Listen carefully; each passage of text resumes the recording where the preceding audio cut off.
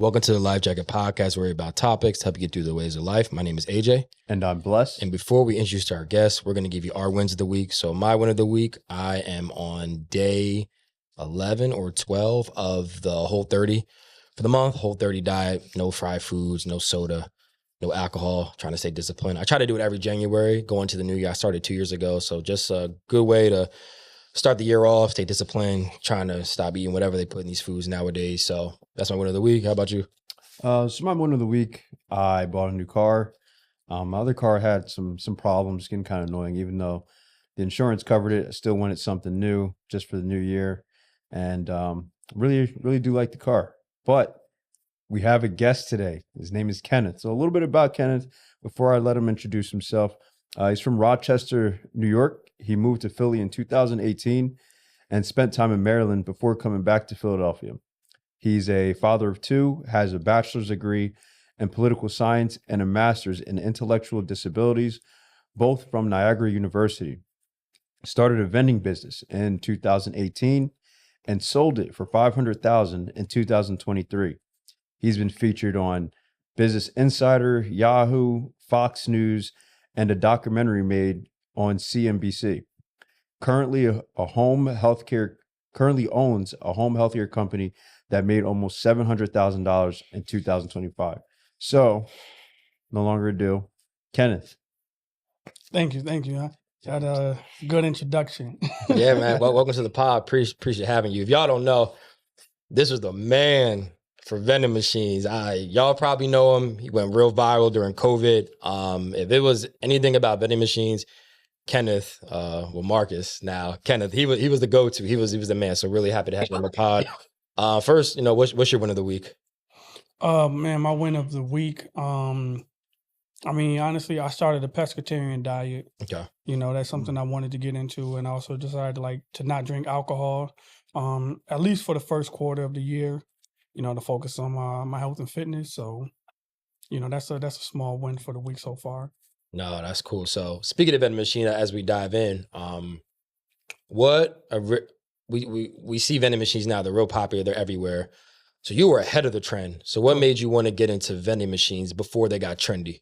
Yeah, so actually somebody that used to be my best friend, we had a falling out due to the business and success and social media, stuff that came with it.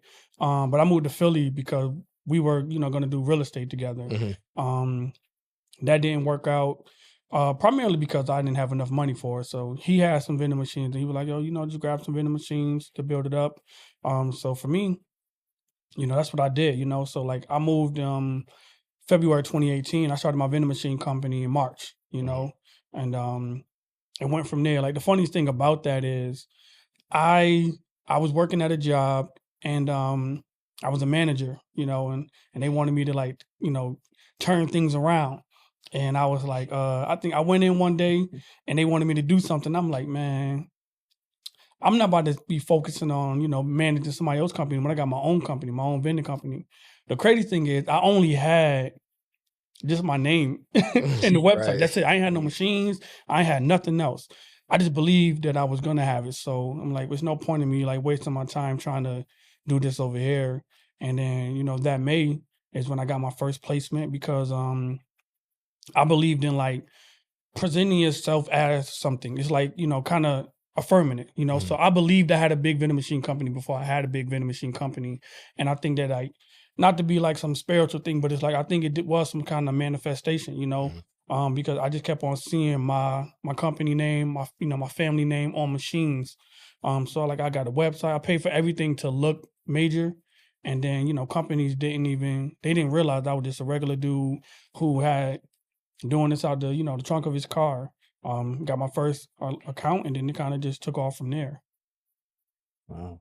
Yeah. Do you remember, maybe it might be special to you, your first account? I know you just mentioned that. Oh, yeah. But that, I know that had to probably be maybe a little bit of weight off your shoulder. How was that for you? Yeah, my first account was my worst account. Oh.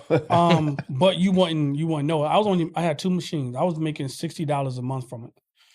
But when I took care of those machines, I was making $600 $6 a week. Like that's how I was there every couple of days just checking. And it's like, you know, the sales came through the credit card readers.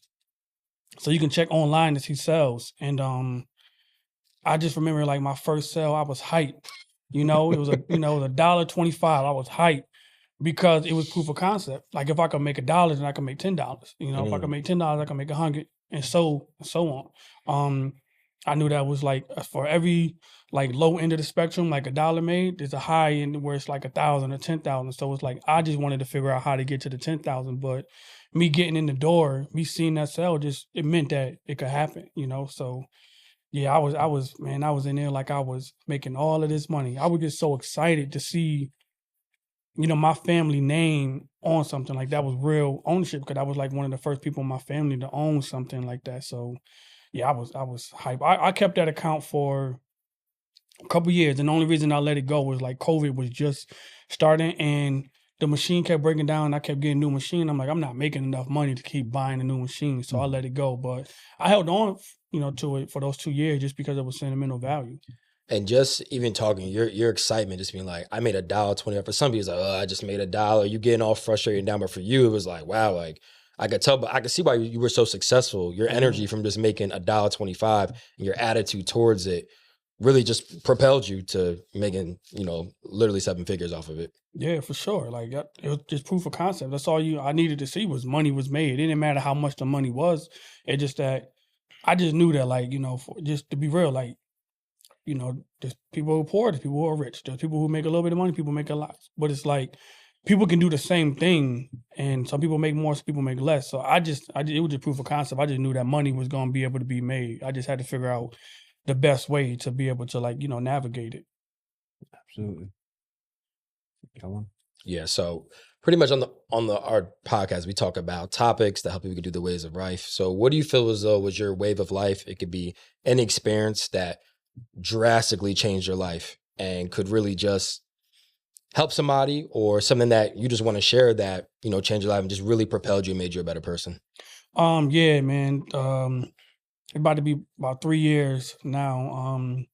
In the middle of 2023, I went through like a really, really like, bad breakup. I had just got married, and then we broke up like 2 months after getting married.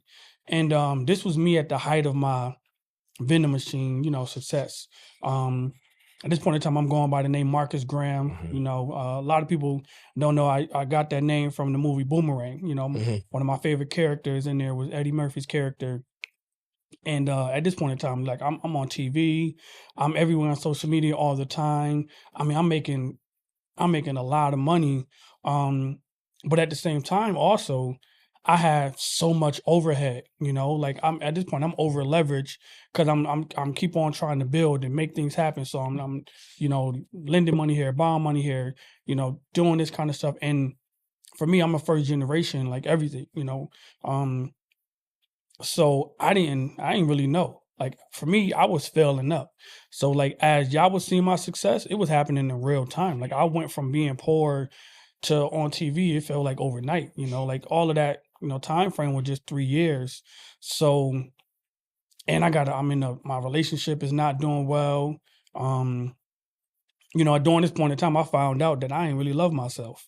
Like all of the external love I was getting was masking the internal love that I didn't have, and the more I kept trying to be successful, the more it was masking it, and the more that I was breaking on the inside.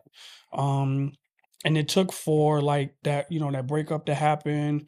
Like I'm making all this money, but all of the money's going back out.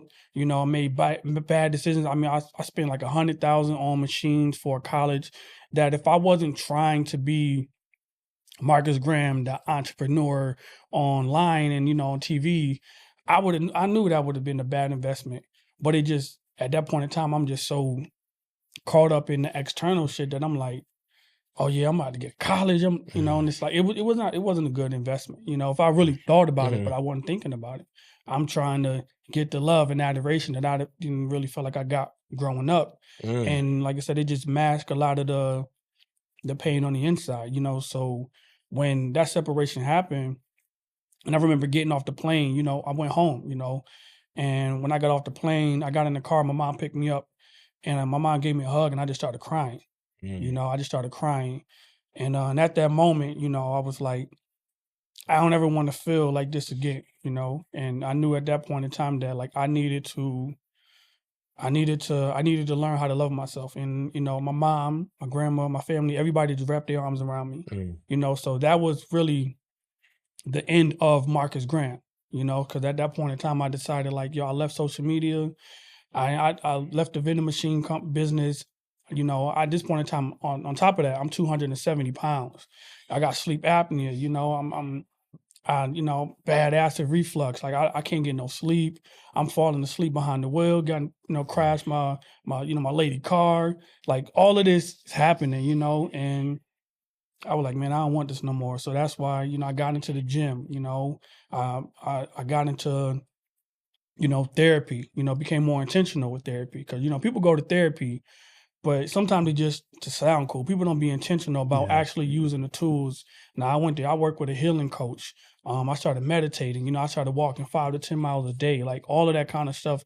And one of the things I did was kept looking in the mirror and telling myself positive stuff to myself until I believed it. Mm. I just kept saying it until I believed it. And when I started to believe it, I started to act on the things that I was saying, the things that I started to believe about myself. And I always talk about this. I watched a YouTube video, and on there, this woman that talked about, if you ask yourself these questions every day, it will help you. It was, who are you? Who do you want to be? And how does that person behave? And every day since July 16th, 2023, I got it tatted on my chest. I've asked myself those questions every day. I've been honest about the man that I am. I lay out the man that I want to be, and every day I ask myself, like, how would that man behave? Like, so that helps me make good decisions. Is the man I want to be going to do this or that? If he wouldn't do that, I'm not doing it. And that's kind of how I've lived my life ever since then. That's how I became myself, which is Kenneth. No more Marcus Graham. And yeah, but that like situation was like life changing for me. Essentially it saved my life because at that point in time, man, I didn't want to live. Living didn't feel great. Like I said, I couldn't sleep at night. I'm stopping breathing in the middle of the night. I'm saying I can't eat because I got bad acid reflux. My body just felt horrible. My mind felt horrible. I didn't feel good. So going through that really, really, really, really changed everything in my life. Yeah, I think first, thanks so much for sharing. Would you say that you talked about how, your divorce drastically, changed your life? For some people, they go through that drastic change and they hit a 180. They don't go up, they go down. It gets worse. So, what would you say to someone who's going through something very traumatic and they don't feel like they can make that 180 and go up? They just feel like life just keeps sinking and they're going down and down. Man, you gotta lean on your people. Like sometimes people don't like we only be honest until a certain point, because the part like we don't sometimes want to be honest about who we are. We don't want to be honest about the feelings that we have and the effects that we have. Like we'll tell 80% of the truth. That's what good liars do. They'll tell 80% of the truth, but that other 20% is major. So they build, they help you, that helps them build their trust.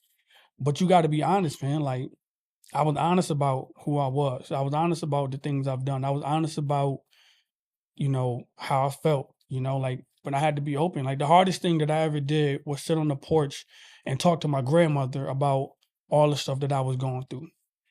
Because I'm my grandma's baby, so she see all this positivity and stuff of that nature. So to sit on, there and talk to her about, man, grandma, I feel low.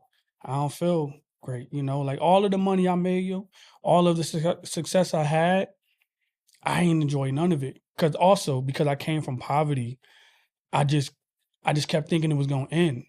So I just keep reaching for more and more and more and more. I never satisfied because I was scared that it was gonna end, not realizing I deserved it, Mm. And I think that, sometimes people, they just get scared of telling the truth because they don't want to seem, like a bad person or less than. Like we all flawed, like that's what makes us great. That's because it gives us the opportunity to grow and to learn. And that's the thing I would tell people, man. Just be honest, man. Be honest. Allow your people around you to love you because that's what I wasn't doing. I was in I was in Maryland. You know, my family's 6 hours away. I'm in a real big house. I'm preparing to make all this money, all this stuff looking great. But I was broken on the inside. And I ain't tell my family nothing until I had to tell them. You know, but the best thing I ever did was like, yo, I'm messed up, man. Like I'm hurt. Like I don't know what to do. Like that was the first time I'm just like, I don't know. I don't have an answer. I don't know what to do. I need y'all. And sometimes that's what we got to do. We got to give up control because we be scared. And we don't know. Like our biggest problem is we try to have so much control. You gotta trust the universe, man. Mm. That's deep. Yeah, you gotta. It's nice to be able to at least have that family too, because some people they don't even have the family to lean on, and it's definitely the family. I feel like they're going to tell you the truth, and they're the ones that's going to really, I guess they know you as young Kenneth versus what everybody the world saw you. So it was definitely good for them to be able to give that insight and to really be like the shoulder to lean on in your situation. I got a question now. Would you say that success can be overrated? No, success of what other people believe it is can be overrated. Because like as cliche as it is, success is subjective, you know? I'm successful now, you know. I don't have like a lot of people don't even recognize me on social media anymore. Like I don't get all of the attention that I used to get because most people don't even realize that I'm not Marcus Graham. That they don't know that I'm the same person. I got in shape. I don't talk about stuff. I don't really be talking about money and success like that anymore. So, but I'm way more successful now than I was before. You know, I make less money, but I keep way more money because I don't have all of the crazy overhead. I made better decisions because I'm smarter now, so I'm way more successful.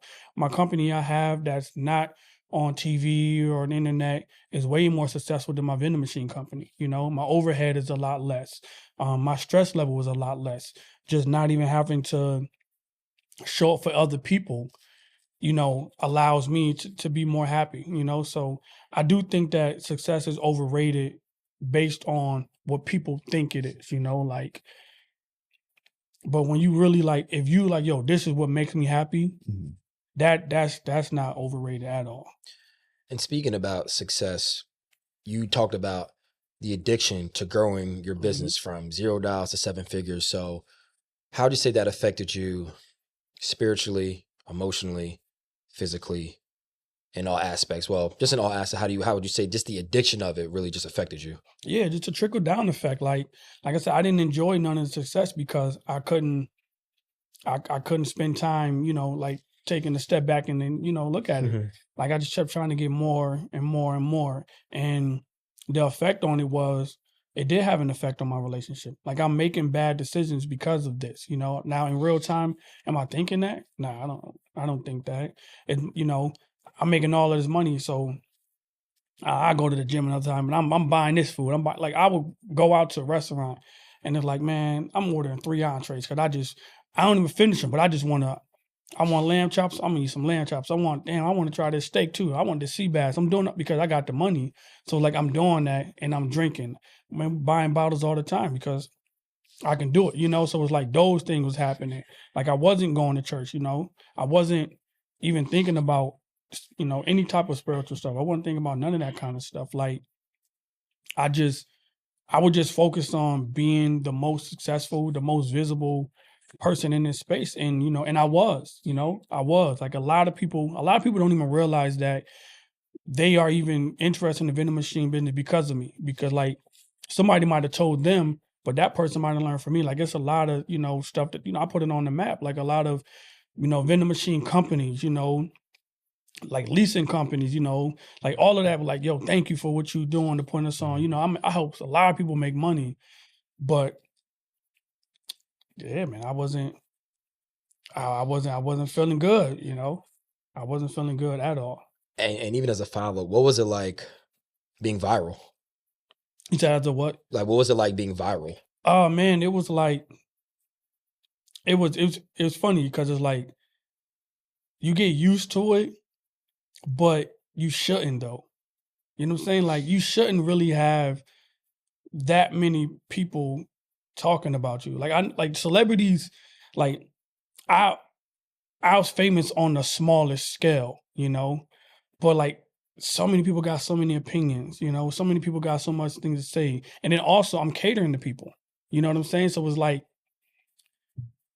everybody, no matter who they are, if they're on TV, if they're on the social media and they have a big following, there is a point where you lean into your character. And people don't realize that, you know. You remember the guy, Kevin Samuels? Yes. Right. He started to be way more cutthroat because once he got the reputation that it's like he just leaned into it. Look at Stephen A. Smith. It's like he was, if you watch him before, he was like that. But because he's known, he's getting paid for it, you lean into it. You don't even realize you leaning into like this is what's making me money.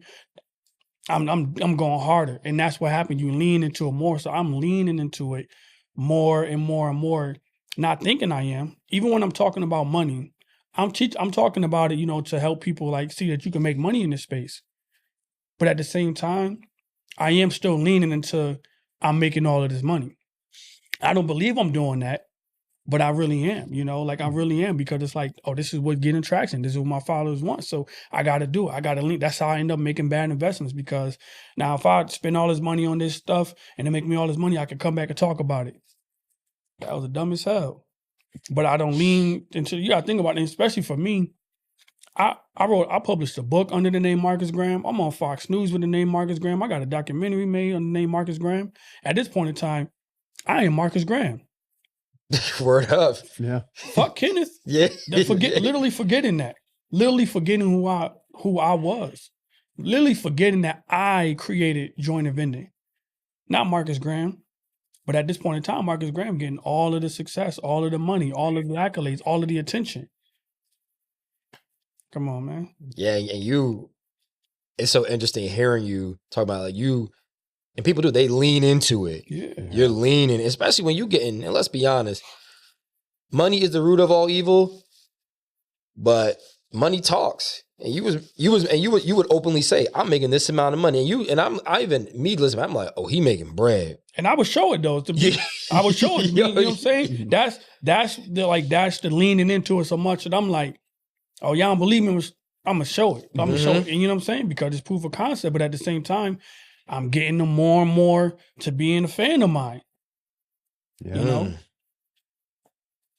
That's great. Yeah.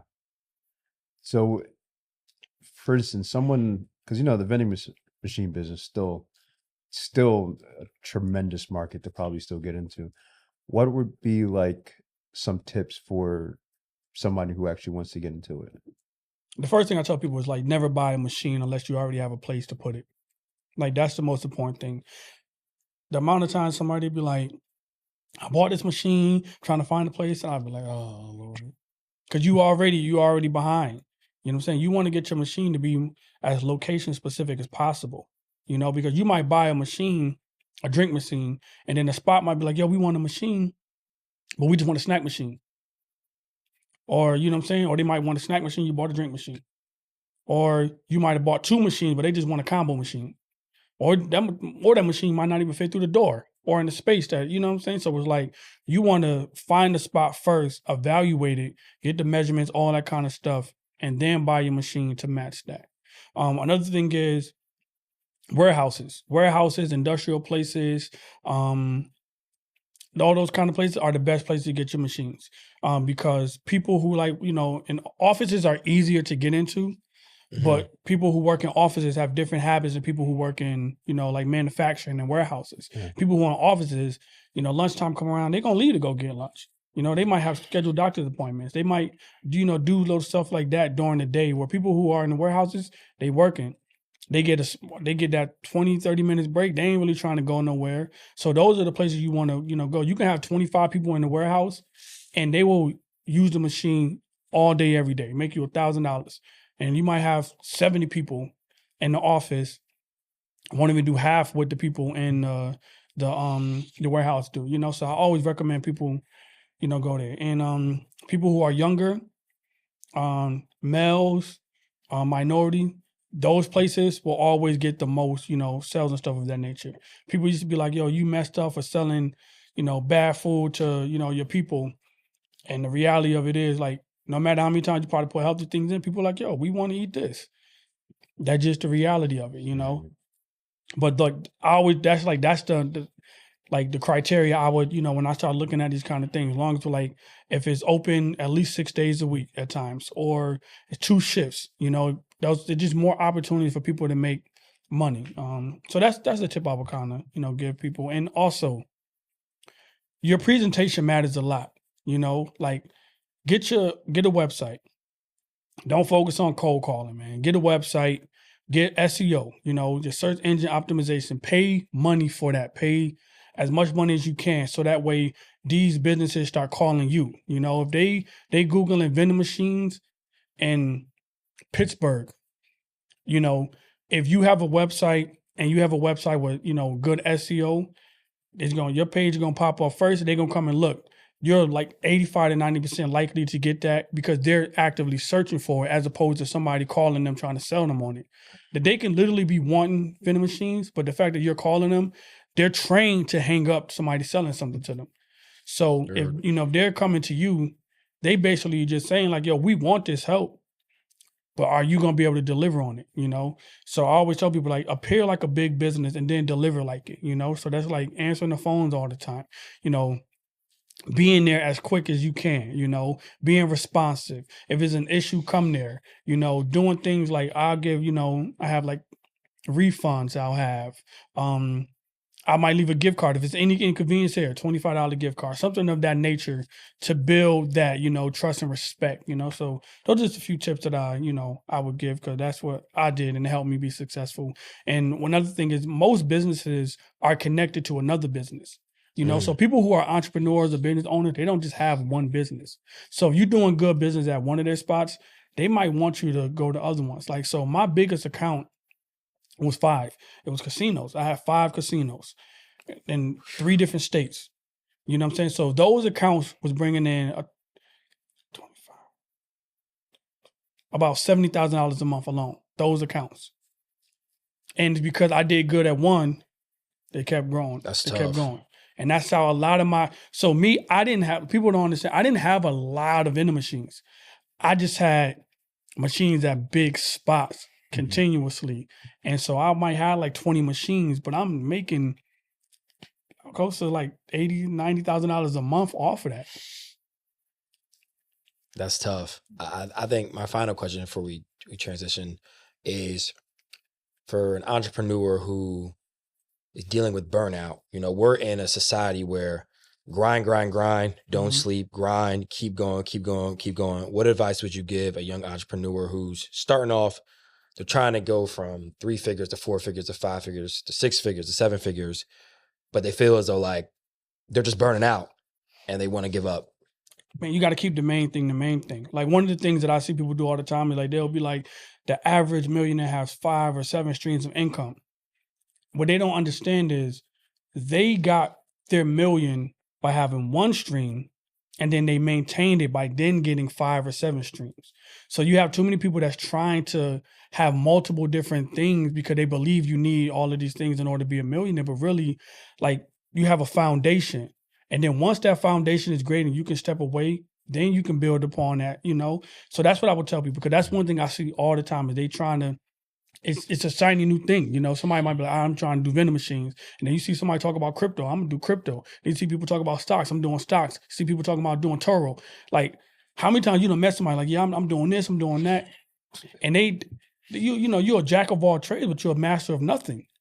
And that's like what I did was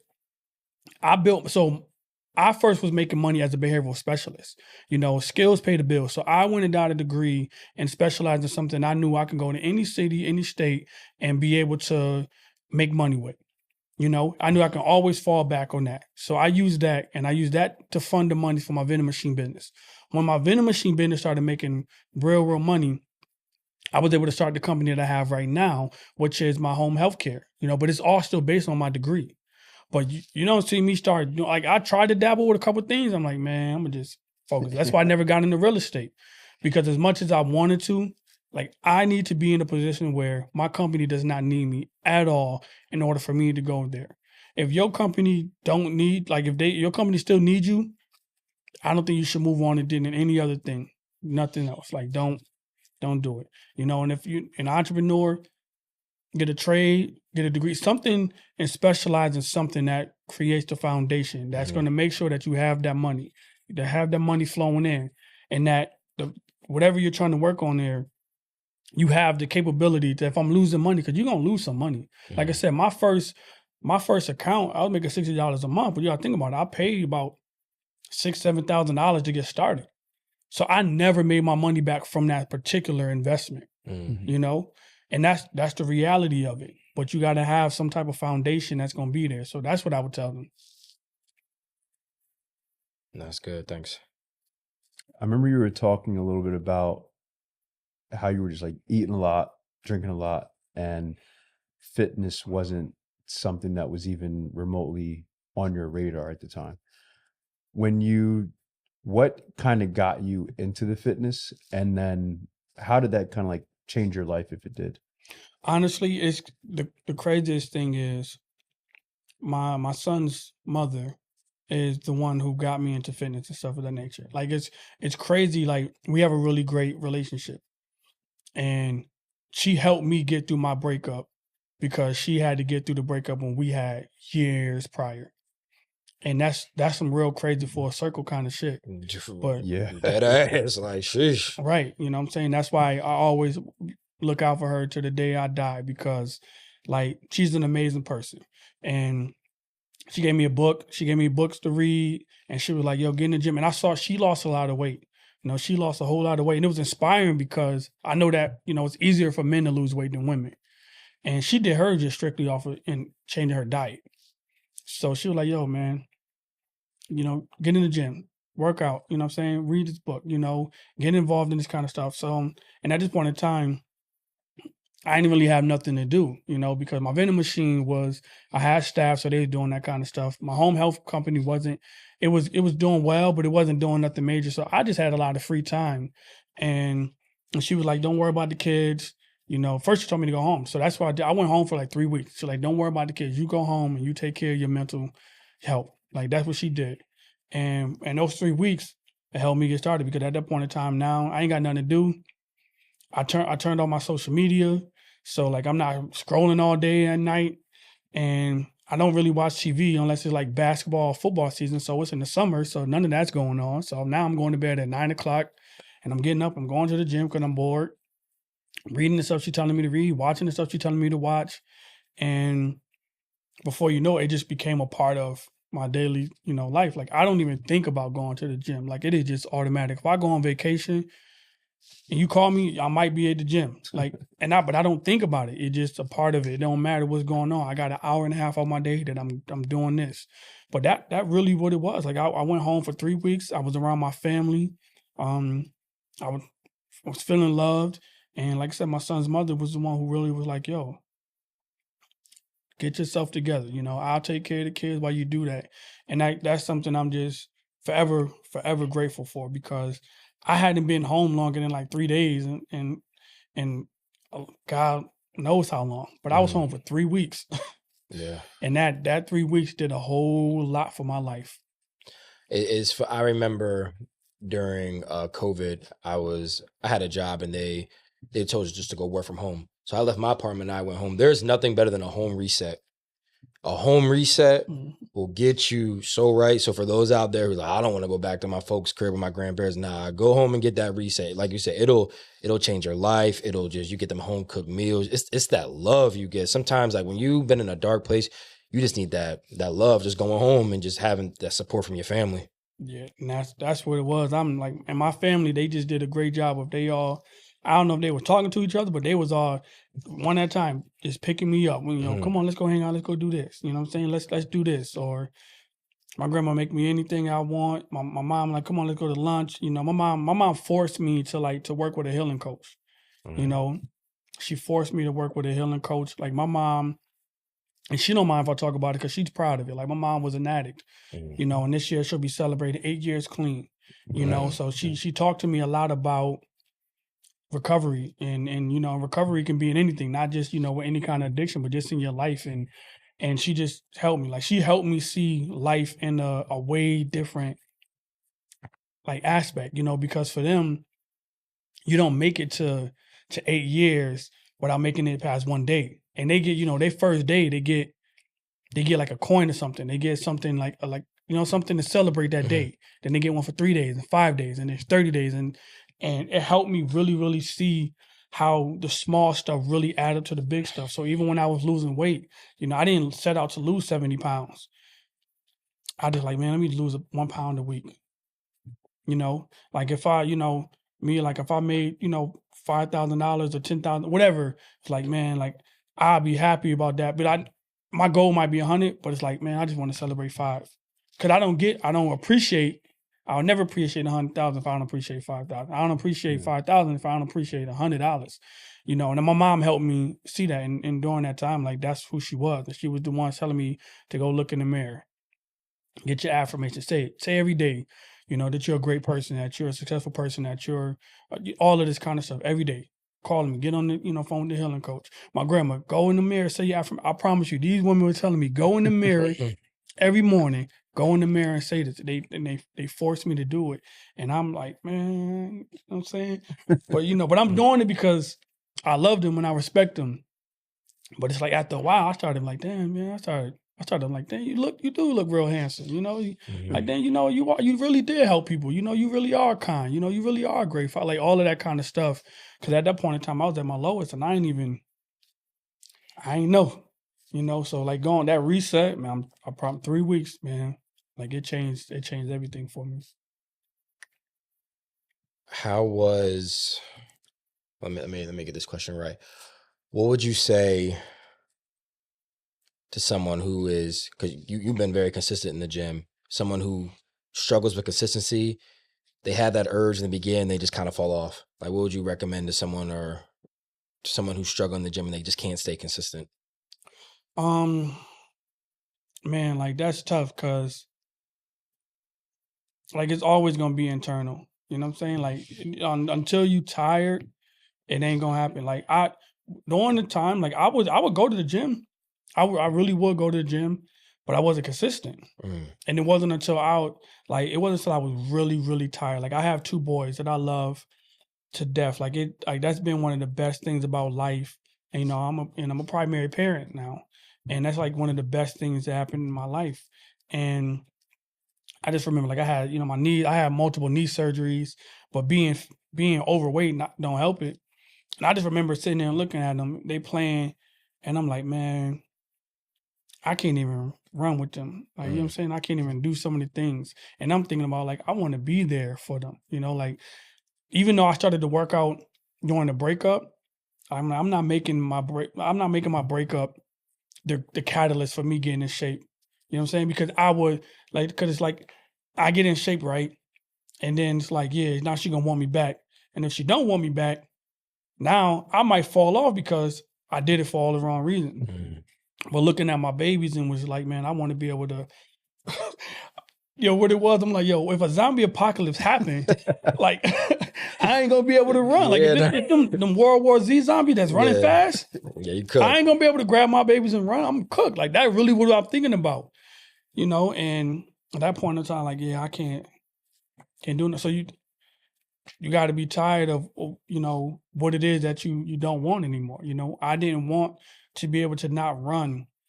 And if a ball roll in the street and my kids go to run after it, I'm not gonna be able to run and grab my kid. You know what I'm saying? Like that kind of stuff mattered to me. You know, I didn't want to be a guy who 40 years old, have a heart attack and die. You know, like I wanted to, like, me envisioning not being there for my kids made me cry. And at that, I'm like, yeah, I can't do it. So you really gotta be tired. You really gotta want what you really want. But whatever it is, whether it's really you want to look amazing or you want to feel amazing, like you really gotta commit to the fact that, like, I want that. Until then, ain't no commercials, ain't no personal trainer, and ain't nothing that's gonna change that until you really decide that I'm tired of being how I'm being. Truthfully. And what I guess a piece of advice for listeners throughout this whole episode, like what would you just kind of blend everything up together to, like, give our listeners some, you know, some insight from somebody who's literally been at the top, been at the bottom, and now back to where you're at now. What advice would you give them? Man, you got to be honest to yourself. You got to be honest with yourself. Like that's the real thing. Like you got to be honest. Like no matter how much people might see you a certain kind of way, no matter how much you try to portray, like eventually, like if the foundation ain't great, it's gonna come crumbling down. Like they said, you cannot build the house from the top to bottom. You got to go from bottom to top. And no matter how much success you have, no matter how much adoration you have, if you're not honest with yourself, like it all come crumbling down. You know, like I sold my company and I sold it to sell it quickly for $500,000. Man, when I tell you that money was gone so quick, it was like, and a part of it was because I had to pay off a lot of stuff that I wasn't knowledgeable like about. You know, like I had like $100,000 loan that had to be paid in like 5 months. Wow. Right, stuff like that. You know, and it's like anybody telling me, yo, don't do no payday thing. But I'm like, I can get this and then get these vending machines and it's gonna make this. And then when things don't work out and then my mental health start being, not good. Like now I'm messing up, So it's like that, like I wasn't just, tricking on them people or no money, women or nothing like that. Right. But it's that, and then like I did do things for my family before I did anything for myself. I helping people out, But it's like that was, what I'm saying? That was that. Like that was the reality of it. I had to look in the mirror like, yo, you came from poverty. You worked all the way to get this. You got $500,000 and you ain't got nothing to show for it. You know what I'm saying? Like that's all on you. You know what I'm saying? Like you, even though even me like paying that stuff off was a reflection of me. That's a reflection of my lack of love. That's the reflection of my lack of like internal, belief and confidence and stuff of that nature. So it's like you got to be honest with yourself at all times. Like that's why it was important for me to drop the name Marcus Graham. It was important to me to sell my vending machine company. Like I can make a whole lot of money on courses and classes and all that kind of stuff. To this day, one, it is not true. It's not true to who I am today. You know what I'm saying? It's not true to who I am at all. Like I don't care if I never get anybody to acknowledge me again. Like I'm happy today because I'm happy with myself. Not because nobody else say anything positive about me or to me. I appreciate compliments, but I promise you, there's no amount of compliments that actually move me, except for my kids. Like when my son told me that he was happy that I was his dad, like that moved me. Mm. But a lot of stuff I had to believe for myself and be, true to myself. Like, yo, I am this kind of, I'm this person. I am who I am. So you got to be honest, man. Like honesty, well, it's gonna travel. It's gonna help you with everything. Like for real, it might sound normal, but it's true, because sometimes like that's why I'm here being honest, because nobody can, I can't lose with the truth. Yeah. You know what I'm saying? Really You know can't. what That's I'm a saying? bar. Like, Yeah. I don't do nothing that's going to embarrass me. I don't do nothing that's going to shame me. Nothing. Like I live in my truth every day, and that propels me. That's what makes me happy. Yeah, I think 2 final thoughts. How important is a social media cleanse? Very important. I don't think you're not supposed to get as many thoughts and opinions and all that kind of stuff. We're not supposed to see all the stuff that we see. Like, I know that sometimes people say things and it's like oh, people saying it sound cool, but truthfully, after the NBA finals is over, because I like to talk my shit on Twitter about basketball. But once the finals is over, I leave until around Christmas time. I've been doing this since 2023. I leave for 6 months every year. And during that period of time, I am my most productive, on you got your iPhones, Mhm. on your iPhone, it'll show you like how much screen time you have. My screen time go from 12 hours to 3 hours a day. And that 9 hours a day now, I got doing something, you know what I'm saying? So whether I'm walking 10 miles a day during the summer, whether I'm doing something like I'm learning a new skill, I'm trying to get back to learning the guitar or just something, like it propels you, I think that social media cleanse is so important because even things you don't even realize is affecting you. Like even like if you're in a relationship, a social media cleanse will help you. You don't even realize that you subconsciously are comparing your spouse to all the stuff you see on social media. You don't know it, but you are. And you might be like, damn, like 6 months, don't be on social media. Damn, we've been having real good fun, man. You know, my wife and my husband, they look so damn good in that. Like Right. that kind of Your stuff. wife fine as hell instead Yo, of it's looking like at everything, all the other women on like, Instagram. you know what I'm Yeah. saying? You appreciating some of the things that she doing for you because you're not comparing it to like, damn, I don't see her. Like, man, she don't cooked her man a meal at 3 a.m. You know what I'm saying? Just because he asks. You know, like, because you like, you know, you see that. But it's like when you take a step back from that kind of stuff, like, you know, you don't realize just being in the real world. That's why I do it. Just being in the real world, being in real life does so much, man. Like, I know somebody had a joke like, yo, when we was in school, like, you know, people who might have needed extra help or something like that was in a different class. And social media, everybody in the same class. So you having arguments or disagreements and going back and forth with somebody that you really ain't supposed to be having a conversation with about this kind of stuff. Yeah, so that's why, like, I step away. Like, I promise you, like, man, when I'm on social media, me, you know, being single, it's like, man, I want her. Oh my God, she fine over there.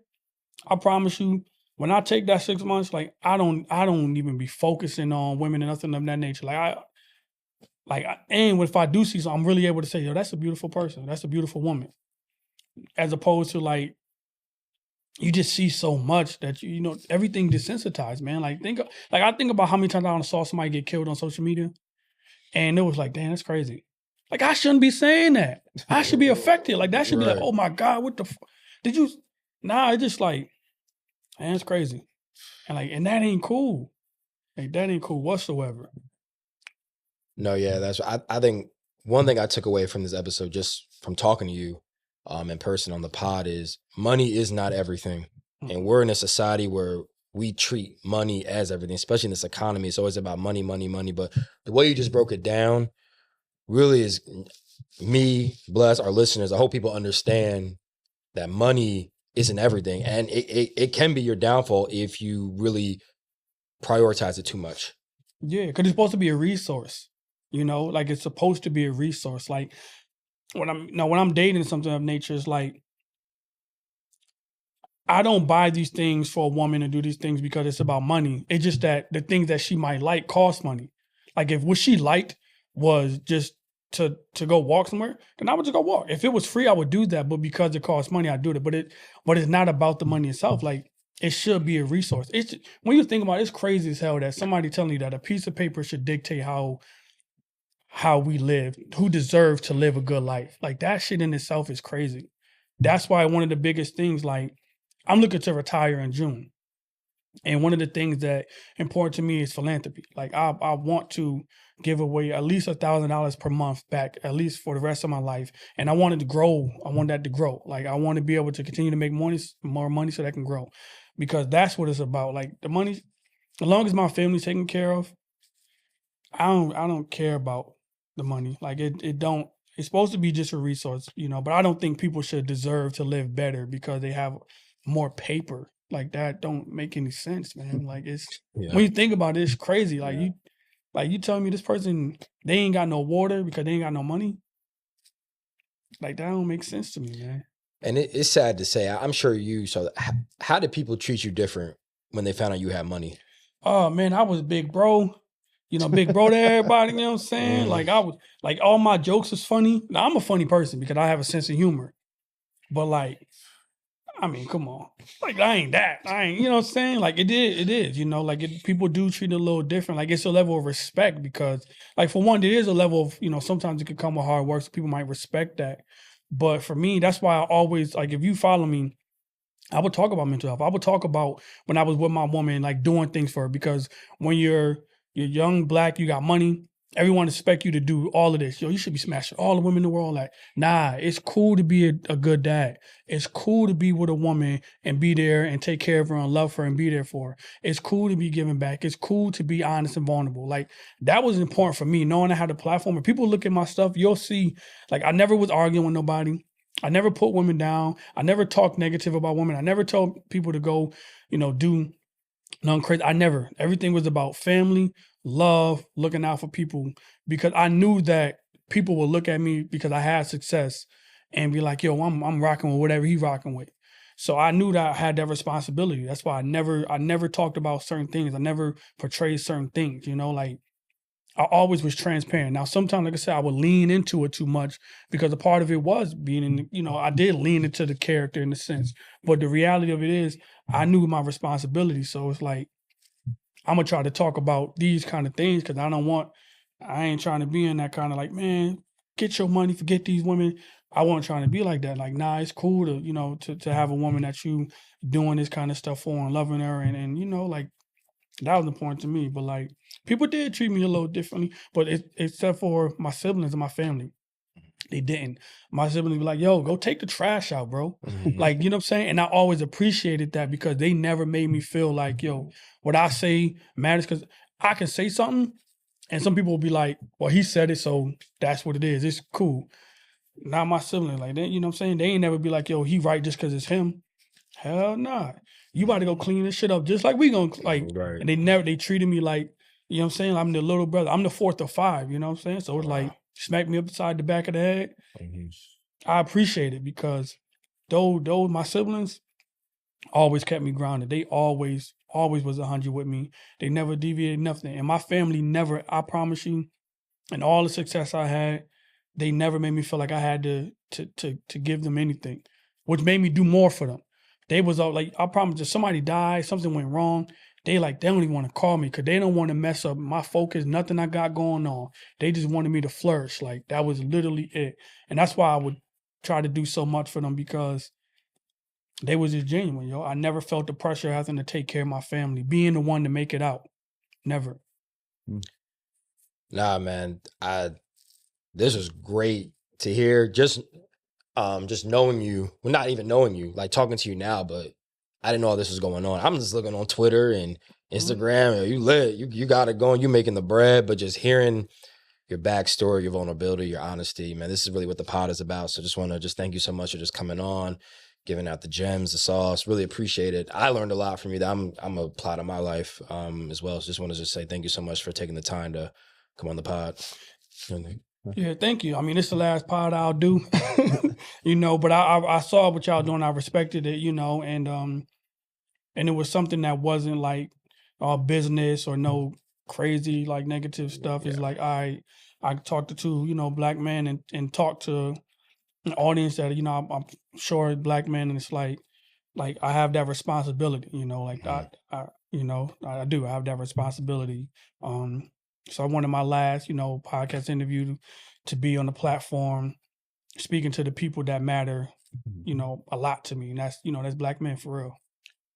Appreciate that. That's love, bro. We appreciate that a lot. That, absolutely. And so that's the end of our episode. If you enjoyed it, like, subscribe, follow. Also, before we end this episode, feel free to like, subscribe, comment. Also, where can they find you if you want people to find you? Because you be chilling. So if you want people to even find you at this point, like I'm only on there till June, but on Instagram is the self-care King _Kenneth, and on Twitter is the self-care King. I'll be on Threads a little more now, because it's cool there until that gets like, you know, bad. But you can find me there. I think it's the self-care King _Kenneth also there. But sometimes I just be shooting the shit, and sometimes I don't do nothing. You know? Nah, you're funny on there, bro. You're low key. You're low key funny, but yeah, I think so. I like to do social media now for just fun. That's it. I don't want to make no money. Like, I don't want to none of that. So you can follow me there. You know, if you're looking to follow somebody that's, you know, cool and funny at times. Appreciate you. All right. Until next time. Until next time. Peace. Until next time again. All right. Cool. I did too good. All right. All right. Until next time. Peace.